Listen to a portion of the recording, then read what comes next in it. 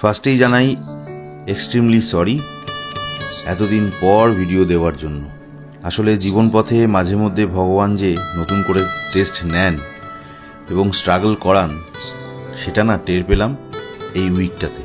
তাই প্রায় 4-5 বছর পর ফের আমার যেন প্রথম দিকে স্ট্রাগল না পারছি ভিডিও এডিটিং এর কোনো সময় বের করতে না ও পারছি, চাপ ফিল করিয়ে দিলেন তিনি। তার পিছনে কাকে দেখা যায়? পুরো সপ্তাহটা গেল প্রচুর স্ট্রেস ও চাপের মধ্যে, আর মাঝে মাঝে ফেস করলাম উটকো কিছু সমস্যারও। Good afternoon and welcome back to the channel. বাজে এখন বিকেল প্রায় 4:45। আমি পুরোপুরি ঘেমে জামাটাকে ভিজে ফেলার আগে কথাটা বলে নিই ভদ্রভাবে। বেরোচ্ছি, অফিস যাব। আজকে ঈদ উপলক্ষে ছুটি প্রায় পুরো মার্কেট, তবুও আমাদের 2-1 চালাল ঘর বলি না, দিন আনি দিন খাই যারা, তারা খুলে রাখতে হয়। তো এখন সিধা যাবো অফিস, কিন্তু মেয়ের নাচের ক্লাসের রিহার্সাল আছে, তো ওকে আজকেও অ্যাজ ইউজুয়াল আমি সোহা বাজারে নাচের ক্লাসে ছেড়ে শিয়ালদা যাব। রাস্তায় দুটো ছোট কাজ আছে, যদি পারি তো একবারে করে ঢুকবো, নাহলে অফিস থেকে হয়ে একবার আবার যাবো। সিধা যাই আগে সোহা বাজার। 5:20 বাজে, 5:30টায় ক্লাস, বিফোর টাইমে পৌঁছে গেছি। চলো সোহা বাজার ছেড়ে সিধা এখন যাই শিয়ালদা। এখন পুরো 6টা সন্ধ্যে, রাস্তা মার্কেট পুরো ফাঁকা, ওরা কাজকর্ম করছে বুঝিয়ে দিয়েছি। আমি একটু যাই চোরা মার্কেট, গোটাখানা বাজারের ভিতরে চোরা মার্কেট। চোরা মার্কেটের ভিতরে এখানে প্লাস্টিকের দোকান, ওখান থেকে ওই ইয়েলো কালারের একটা কভার মাপ মতো আন্দাজ মতো কিনে নিয়েছি। 750 টাকা মতো দাম বললো, 700 টাকা দিলাম। দরদাম করতে পারলে আরো অনেক কিছু করা যায়। সিধা যাই এখন মেয়েকে আনতে, ওখান থেকে মেয়েকে নিয়ে চলে যাবো বাড়ি। ভেবেছে একটু ছুটি হয়ে গেছে, কিছু খাওয়া দাওয়া করা যায় কিনা খেয়ে দিয়ে তারপরে বাড়ি যাবো সিধা। নতুন করে ডেকোরেশন করেছে না জায়গাটা, হেলমেট পরে ঘুরে বেড়াচ্ছে পাগলা।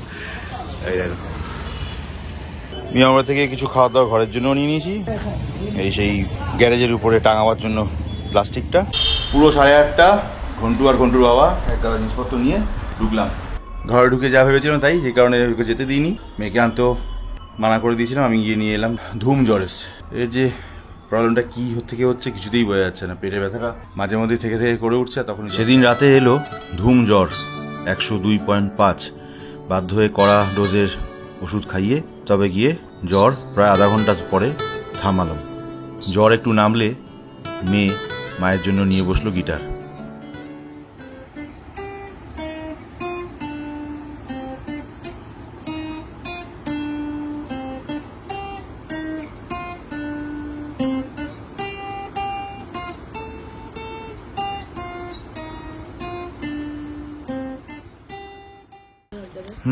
রাত বাজে 11:20। খিদে ফিদে খুব একটা কারোর কিছু পাইনি।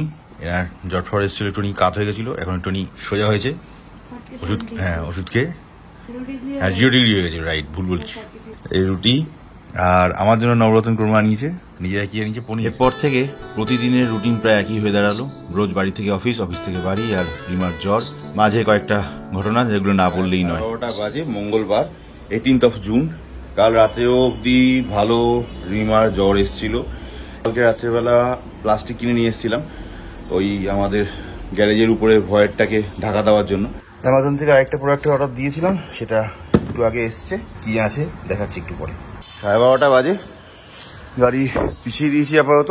আর এই আমাদের অলরাউন্ডার প্রসাদ ভাই, তার কারিগরি ইঞ্জিনিয়ারিং দেখাচ্ছে। কাল রাতে কিনে আনা প্লাস্টিকটা দিয়ে প্রসাদ খুব সহজে গাড়ির উপরটা ঢেকে ফেলার জন্য বন্দোবস্ত খুব তাড়াতাড়ি করে ফেললো। ফাইনালি মোটামুটি এরকম দাঁড়াচ্ছে, জল দাঁড়াবেও না খুব একটা, আর দাঁড়ালো ওই দিকটা হালকা ইচ্ছা করে ঢাল দেওয়া আছে এই সাইডটা করে, যাতে গড়িয়ে বেরিয়ে যায়। বাজে 3:30, বাবার রিপোর্টগুলো আবার সঙ্গে নিয়ে যাই। 6টার সময় ডাক্তার নাকি আসবেন, তাকে দেখাতে হবে। 6:40 এসেছিলাম ডাক্তারবাবুকে দেখাতে, রিপোর্টগুলো 7:30 বাজে। মোটামুটি রিপোর্ট ঠিকই আছে, বাকি যা ওষুধ চলছিল যেরকম চলছিল সেরকমই চলবে। একটা ছোট হালকা হার্টের ওষুধ অ্যাড করে দিয়েছে, অ্যাডিশন হবে আর কি। 11টা বেজে গেল, 7:40। Good morning and welcome back to the channel. আজ ওয়েডনেসডে 19th জুন। শ্যামবাজার এখানে শুটিং আছে, বেশ কয়েকটা ভ্যানিটি ভ্যান দাঁড়িয়ে আছে, বেশ কয়েকটা হয়ে গেল সব। এখন এখানে গ্যারেজ করতে গিয়ে আমার একটু সুবিধাই হচ্ছে, সামনে সুরিটা খালি ছড়াতে হয়, সেট করে ঢুকিয়ে দিতে হয় বা বের করে দিতে হয়। অ্যামাজন থেকে যেটা আরেকটা আনিয়েছিলাম বললাম, সেটা টার্টেল কোম্পানির, টার্টেল ওয়ার্কসের ট্রিম রেস্টোরার। এক্স্যাক্ট কী কাজ করে সেটা দেখাবো, না দেখালে জিনিসটা বুঝতে বা বিশ্বাস করতে কোনোটাই পারা যাবে না। এটা অনেক এক্সপেরিমেন্ট করার পর এটাকে আনানো হয়েছে, বাট এটা পড়েছে বোধহয় 499। 1:30 বাজে বিধ্বস্ত অবস্থায় বেরোচ্ছি। জাস্ট 10:20 বাজে এইমাত্র ঢুকলাম। রিমার জ্বরটা কিন্তু কিছুতেই কমছে না, কালকেও এসেছে, পরশু এসেছে, আজকেও ঠিক সন্ধ্যাবেলা দিয়ে করে জ্বর। আজকে সকালটা শুরু হলো কিন্তু অন্যরকম ওয়েদার দিয়ে, বৃষ্টির ওয়েদার পুরো। শুধু শুরুটা নয়, শেষটাও অন্যরকমভাবেই হয়েছে। কেন বলছি একটু পরেই বুঝতে পারবে। সে 1:30 বেজে গেল, বেরোচ্ছি। বাইরের অবস্থা কিন্তু খুব সঙ্গীন, বৃষ্টি হতে হবে, তার আগে পালাই না। বৃষ্টি হওয়ার খুব দরকার আছে, কিন্তু তার আগে আমি চট করে অফিসে ঢুকে যাই। 2:30 বাজে বাড়ি চলে আসতে বাধ্য হলাম। এক তো বৃষ্টি পড়ছে, আর দ্বিতীয় কথা হঠাৎ করে রিমা ফোন করেছিল, জিএসটি অফিস থেকে ফোন করেছে, ওই সাম কাইন্ড অফ রেড বা ইন্সপেকশনে আসছে, আজকেই আসবে। আমি চলে গেছিলাম প্রায় শ্যামবাজারের মুখে অবধি, ফের আমাকে ইউটার্ন করে ব্যাক করে আসতে হলো পেপারস নিতে। দেখি 3টে বেজে গেল, কিছু ডকুমেন্ট অরিজিনাল নিয়ে নিয়েছি, আর বাকি কি সব চেয়েছিল আমার মনেও পড়ছে না, জানি না কি করবো। বাজে এখন প্রায় 6:50, তো আমি 3টে নাগাদ মতো এসে পৌঁছালাম। জিএসটি যে ভদ্রলোক এসেছিল কথা বলতে, সে তো কিছুই বুঝতে চায় না প্রথমে। তারপর অনেক কষ্টে তাকে বোঝালাম যে দেখুন, যে কোম্পানির সিইও বা মালিক যে হয়, সে কি সবসময় অফিসে থাকবে এমন তো কোনো কথা থাকে না। আর তাছাড়া আপনি আজকেই আমাকে বলেছেন 1-1.5 ঘন্টা আগে এবং 1-1.5 ঘন্টা পরেই আপনি চলে এসেছেন এবং এসে আমাকে বলছেন পেপারস কোথায়, মালিক কোথায়। দুজনকে একসঙ্গে কি এভাবে পাওয়া সম্ভব? আপনি আগে ইন্টিমেশন দেননি, আগে থেকে কিছু বলেনি, ন্যাচারালি সেটা তো একটু অসম্ভব না। তার মধ্যে ওনার শরীর খারাপ, গত 2-3 মাস ধরে শরীর খুবই খারাপ। তো আপনি আগে থেকে যদি বলে রাখতেন তবু একটা কথা ছিল। যাই হোক, এসব কথা বলে মোটামুটি ওনাকে ঠান্ডা করা গেছে। ফোনে তো কথাই শুনবেন না, বলছে যে ঠিক আছে আমি ক্যান্সেল করে দিচ্ছি, আপনি যা বোঝা বুঝে নেবেন, হ্যান ত্যান। আমি বুঝলাম হাওয়া খারাপ। যাই হোক, তো অনেক কথা করে মানে বুঝিয়ে বাজিয়ে ব্যাপারটাকে হ্যান্ডেল করা গেছে। আপাতত কথা হয়েছে, আজকে মধ্যে আমাকে কয়েকটা ডকুমেন্টও আপলোড করতে বলে দিয়ে গেছেন, সেগুলো লিখে দিয়ে গেছেন। ওগুলোকে প্রপারলি আবার আজকে আপলোড করে দিতে হবে। দেন ওই ডকুমেন্টেশনগুলো নিয়ে আবার আমাকে সোমবার দিন রিমাকে নিয়ে পৌঁছাতে হবে অফিসে। দেখি কি কীর্তন আছে। প্রায় 11:15 বাজে, খেতে তো বসবো যথারীতি। আবার এনার শরীরটা কবে থেকে ঠিক আর হচ্ছে না, প্রতিদিন সন্ধ্যাবেলা করে ভাল্লুকে জ্বর আসছে, সন্ধ্যাবেলায় সেটা বেশি আকার নিচ্ছে, প্রায়শই ঠিক করে রান্না করে উঠতে পারছে না। আলু সেদ্ধ ভাত চলছে। আজকে রাতেরবেলা খাওয়ার জন্য বিরিয়ানি আনানো হয়েছে, বাট এটা একটা ভেজ বিরিয়ানি, ওটা একটা ভেজ বিরিয়ানি, আর এটা একটা আন্ডা বিরিয়ানি। হঠাৎ সব কটা মিলে শাকাহারি হয়ে গেল কেন বুঝতে পারছি না। আমরা এরকম কিরকম যেন ঢেঁড়স মার্কা ভেজ মার্কাই হয়ে যাচ্ছে আস্তে আস্তে। ঘাস পাতা খেয়ে খেয়েই মোটামুটি জীবন চালিয়ে দিচ্ছি। ভেন্ডি সকালবেলা, শাক ভাজা, ভেন্ডি সেদ্ধ, কি কিচ্ছু সাধন করছি আমরা। আচ্ছা, এটা হচ্ছে ভেজ বিরিয়ানি, আর এটা তুই কোনটা খাবি বল, তাই তোকে সেটা দিই। এটা লে সিধা পাল্টি। ছবি দেখেছেন? খাওয়া দাওয়ার পর চলে গেলাম ঘরে।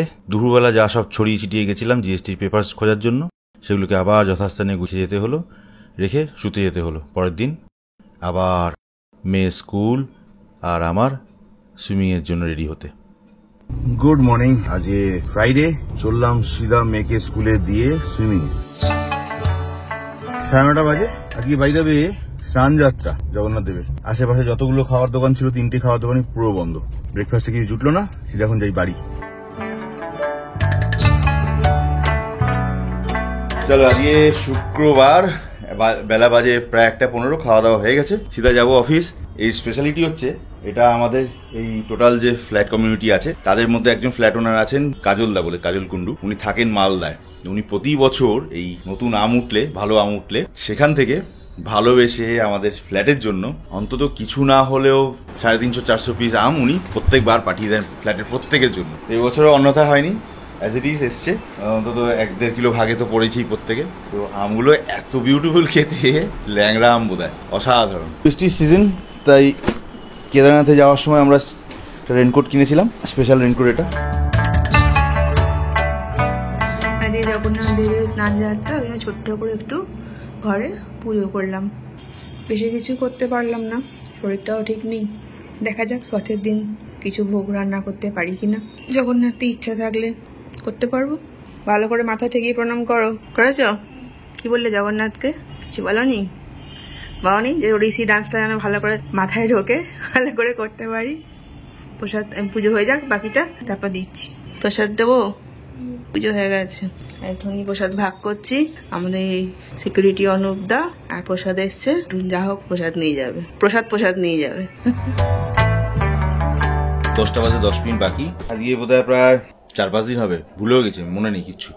না পারছি ভিডিও এডিটিং এ কোনো সময় বের করতে, না পারছি এদিকে কাজের থেকে ফুরসত বার করতে, না পারছি জিএসটির ব্যাপারটাকে সামাল দিতে। যাই হোক, আজকে বাধ্য হয়ে সন্ধ্যাবেলা ওনাকে ফোন করেছিলাম, যিনি এসেছিলেন গতকাল। তো তাকে ফোন করে বললাম যে স্যার, আমি তো কোনোভাবেই আপনার যে নতুন করে ডকুমেন্ট আপলোড করতে বলেছেন, সেই ডকুমেন্ট আপলোড করবার মতো কোনো অ্যাপ্লিকেশন ফর্মে কোনো জায়গা পাচ্ছি না। আপনি প্লিজ কি আমাকে একটু গাইড করবেন যে কিভাবে কোথায় সাবমিটটা করা যাবে ব্যাপারটাকে। তখন লাস্টে উনি বলছেন যে ঠিক আছে, আমি তো এখন সিস্টেমের সামনে নেই, আমি আপনাকে দেখে কালকে বা সোমবার দিন ইনফর্ম করবো। স্যার, সোমবার যদি আপনি ইনফর্ম করেন তাহলে সোমবার দিন যাবো কি করে? আপনি তো আমাদের সোমবার দিন আপনাদের অফিসে প্রেজেন্ট হতে বলেছেন। আমার মিসেসকে বলছে ঠিক আছে, আমি আপনাকে জানাচ্ছি, আমি জানালে তারপর আপনি আসবেন, আমি তো বলেই দেবো আপনাকে। কি বুঝি বলুন তো কিছু। আমার কিন্তু এক ফোঁটা বুক দূর নেই। যখন ফার্স্ট আমাকে রিমা ফোনও করলো না, এই জিএসটি থেকে লোক এসছে, ওরা বলছে আসবে, তোমার কাগজপত্র দেখবে, আমি কিন্তু একটু অবাক হইনি, এক ফোঁটা অবাক হয়নি। সবথেকে বড় কথা, এক ফোঁটা প্যালপিটেশন হয়নি। আমি খালি 1 সেকেন্ডের জন্য ভাবলাম, এই রে, এক্ষুনি বললো আর 2 ঘন্টার মধ্যে আসবে বলছে, আমি 2 ঘন্টার মধ্যে আমি কি করবো? আমি তখন already half way to office চলে এসেছি, বৃষ্টি পড়ছে। কেন কাগজগুলো তো একসঙ্গে কোথায় করা আছে আমার খেয়াল নেই। অন্তত একটা দিন সময় দিল, কালকে আসছি, রেডি করে রাখবেন, দ্যাটস অ্যানাদার থিং। এক্ষুনি বলছে 1 ঘন্টার মধ্যে আসছি, এটা সম্ভব বলুন তো?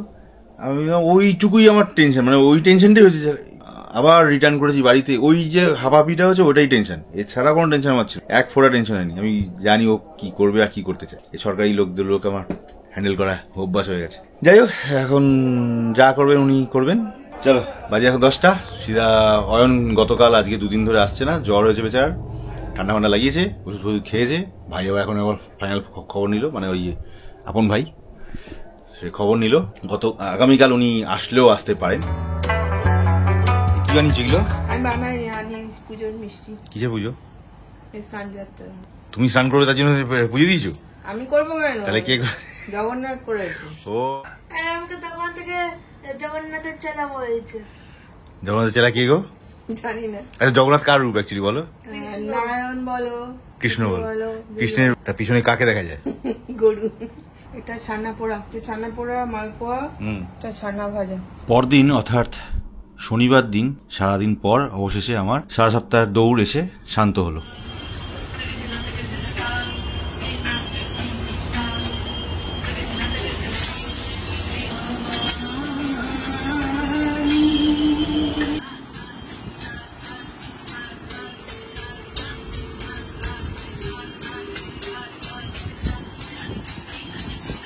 বারোটা 40 বাজে, আমি যাচ্ছি অফিস।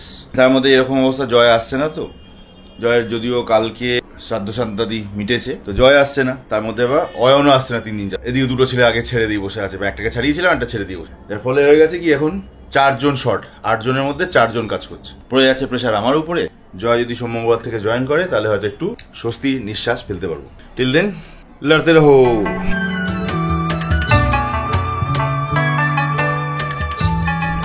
বাজে এখন 9টা বাজতে 10। এতক্ষণ লড়ছিলাম ওই ঘরে, ফের এই ঘরে চলে এসেছি ব্যাক অফিসে, ওটা বন্ধ করে। আর এখানে অন্তত আধা ঘন্টা মাথা চিবানোর কাজ আছে, শেষ করতে হবে। তারপরে 2-3 জন লোকের কাজ কি একা করা যায়? আজকেও যথারীতি রাত 11:15, প্রায় 12টা বাজতে চলেছে। আজকে রাতের মেনু হচ্ছে আন্ডা কারি আর রুটি। হ্যাঁ, মেয়ের গল্প শোনা হলো শুরু, আর আমাদের হলো এ সপ্তাহের গল্প